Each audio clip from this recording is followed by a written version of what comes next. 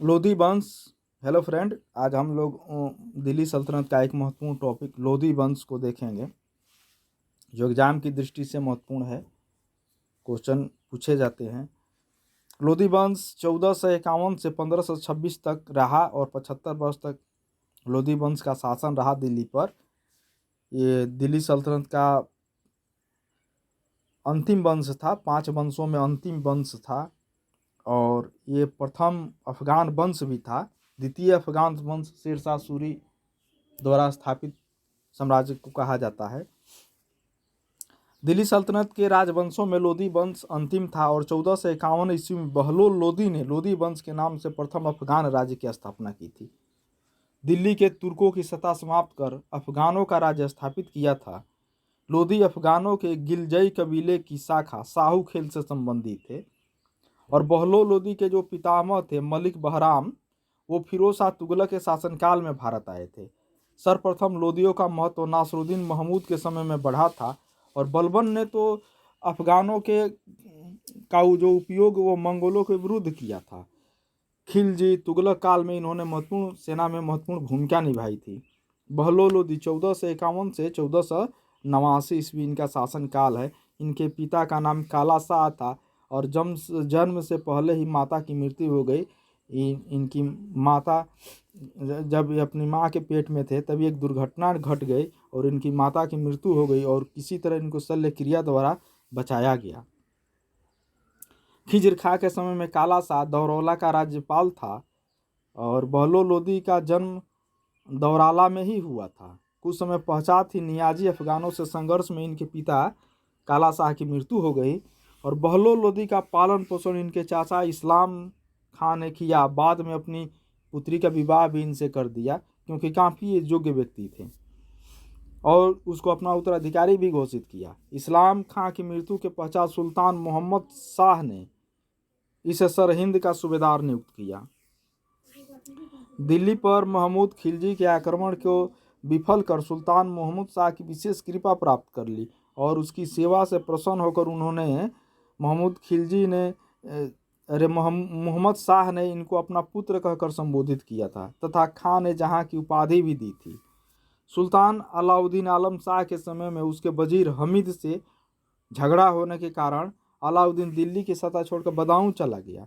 तब दिल्ली की जनता ने ही बहलोल लोदी को आमंत्रित कर गद्दी पर बैठा दिया, और इनका राज्यारोहण 19 अप्रैल 1451 को हुआ, और सुल्तान बनते ही वजीर हमीद खां की इन्होंने हत्या कर दी। हालांकि अभी भी दिल्ली का वैधानिक सुल्तान अलाउद्दीन आलम शाह था, जो बदाऊं में था, और उसने बहलोल लोदी के लिए सत्ता का परित्याग कर दिया। फरिश्ता के अनुसार बहलोल का 2 बार राज्याभिषेक हुआ, एक सुल्तान के पत्र व्यवहार से पूर्व तथा दूसरा पत्र व्यवहार के बाद। चूँकि दिल्ली की जनता इसको बुला के राज्याभिषेक कर दी, लेकिन बाद में महमूद शाह पत्र लिख के भेजा कि नहीं, उसी को सुल्तान बनाया जाए, तब दोबारा हुआ। इस प्रकार 2 बार इनका हुआ। ये बात की जानकारी फरिश्ता देता है।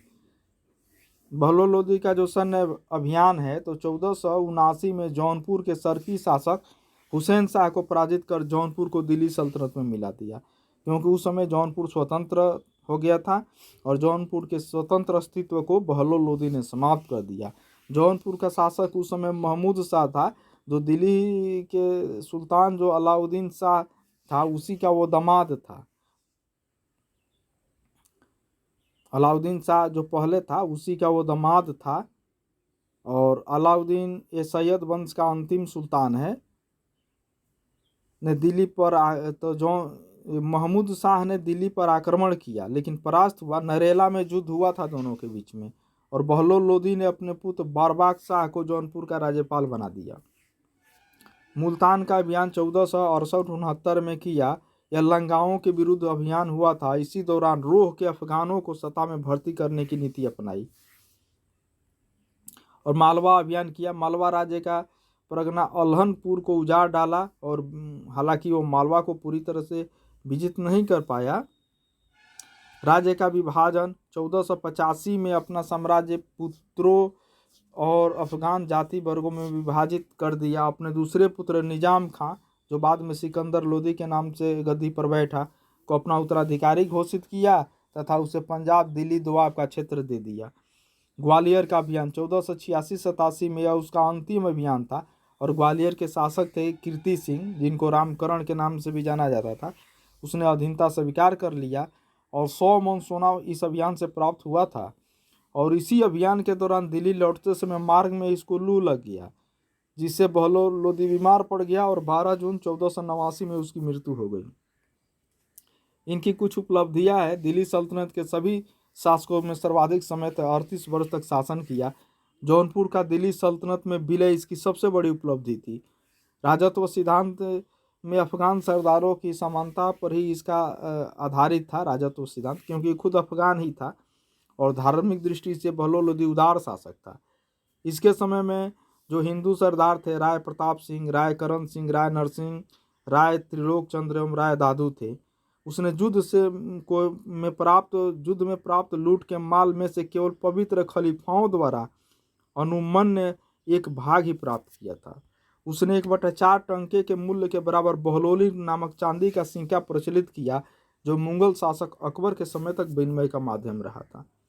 और तारीखे दाऊदी के लेखक अब्दुल्लाह के अनुसार वो कभी भी सिंहासन पर नहीं बैठता था जब अपने सरदारों के साथ मिलता था, और सरदारों के साथ ही वो जमीन पर ही बैठ जाता था।